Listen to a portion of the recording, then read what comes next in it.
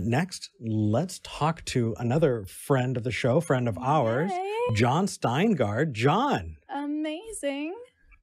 You're live. Hello. Hey. Hello, Jon. Welcome to the show.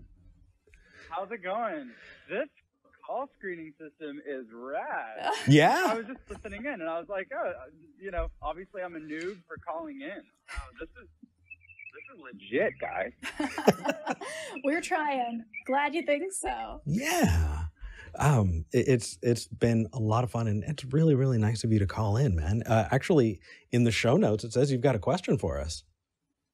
I do. I was thinking about what we could talk about for a second, and one of the things I've been thinking about a bunch recently that I thought you could weigh in on is the idea of motivated reasoning. So, like, sort of plumbing your own biases and wondering, like, what things do I want to be true, and how is that influencing the way that I reason and what I'm determining what is true?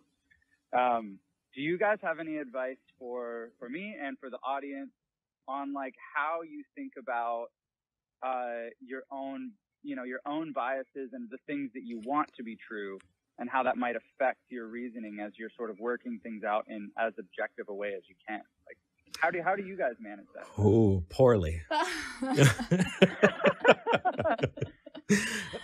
So for me, I think in that category, what I find most often is I'm doing it and not realizing it. And that's all of us. Yeah, and just trying to be mindful that I'm likely doing it at any given point when I'm trying to evaluate a situation means that I at least get the chance to step back and investigate that. Because my goodness, it applies everywhere. Like, let's say, we're talking about the God question, and we've pulled ourselves away from it, and we've deconstructed and all of that. Fantastic. That doesn't mean you're going to do it when it comes to dieting. Or finding, or finding love, or the way you interact with your friends, or your personal, your interpersonal monologue, the way you view the world, the way you view specific people groups. Every one of those things is its own entire category that you find yourself motivated in, when it comes to your reasoning for it. And so it's exhausting, but just remember that, you're likely doing it right now, in any situation. For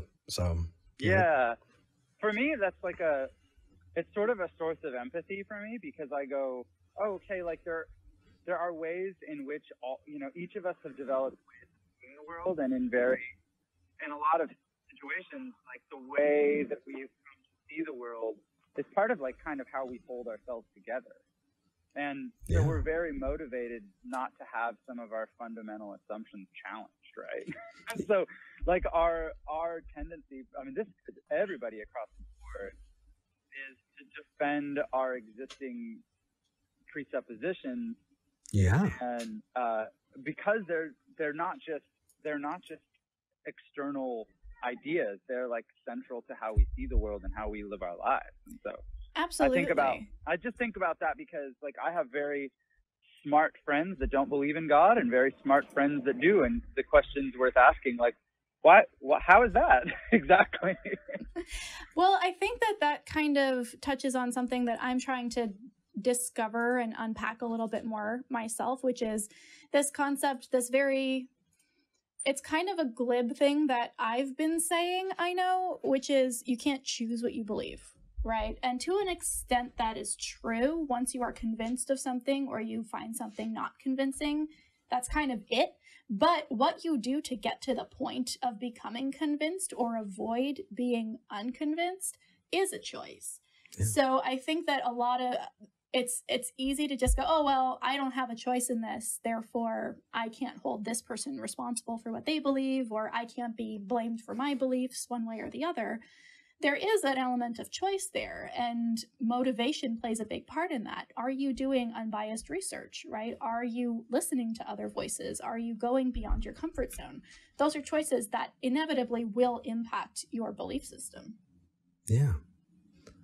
Great point. Like for me, it's like, am I consuming, because I've been through a couple of years of going from being a believer to being a non-believer. And I've had to consciously be like, okay, am I only reading things that point in one direction, or am I exploring like a bunch of different perspectives? Am I reading, contradictory views to see which one I find, more persuasive? What am I exposing myself to? Yeah. And am I just jumping down a rabbit hole and only examining things in that rabbit hole?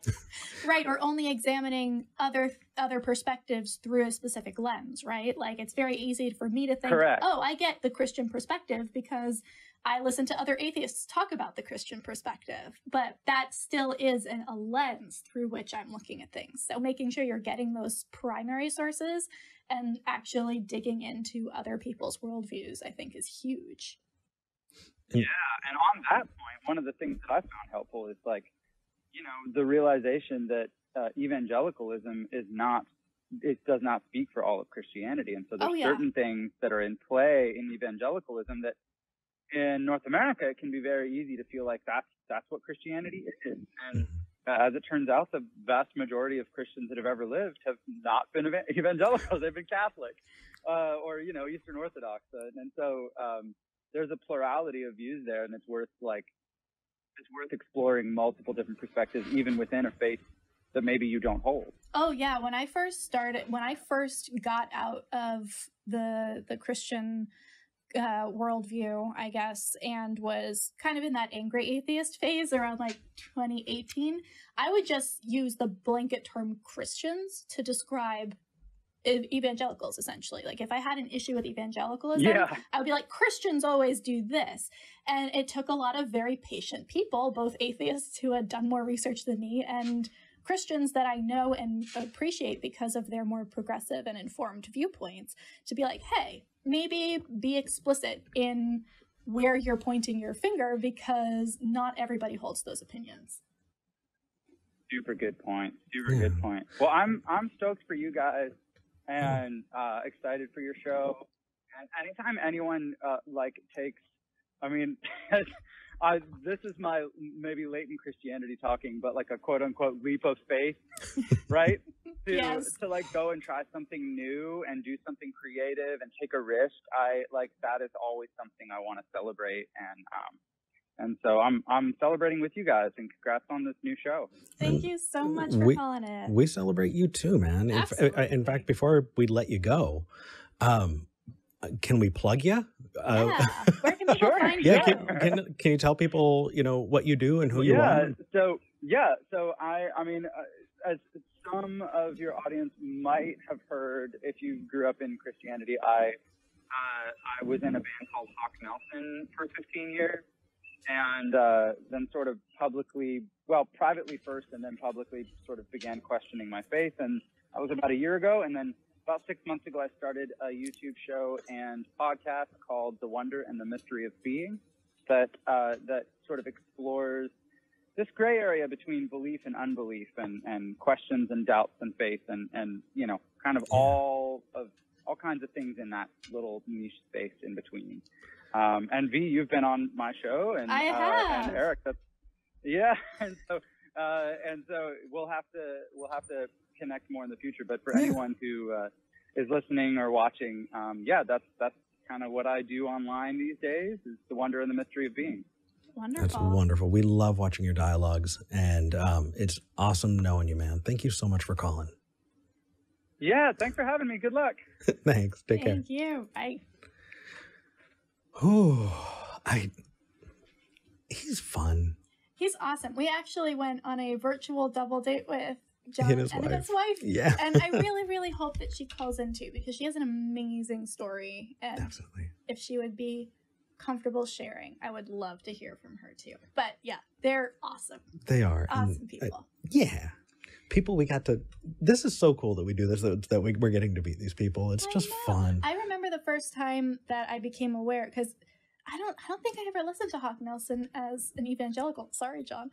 But the first time that I started hearing from him was while he was beginning his coming out process publicly, and was on, I believe, Seth Andrews' show first. So I listened to that. And then he actually did a debate with Frank Turek And I was just like, okay, this person knows their stuff. Like they're getting into the philosophy of it, and they're like learning all of those like questions around morality and epistemology and all that stuff. I've just been geeking out watching his journey so far, so I'm happy that we're friends.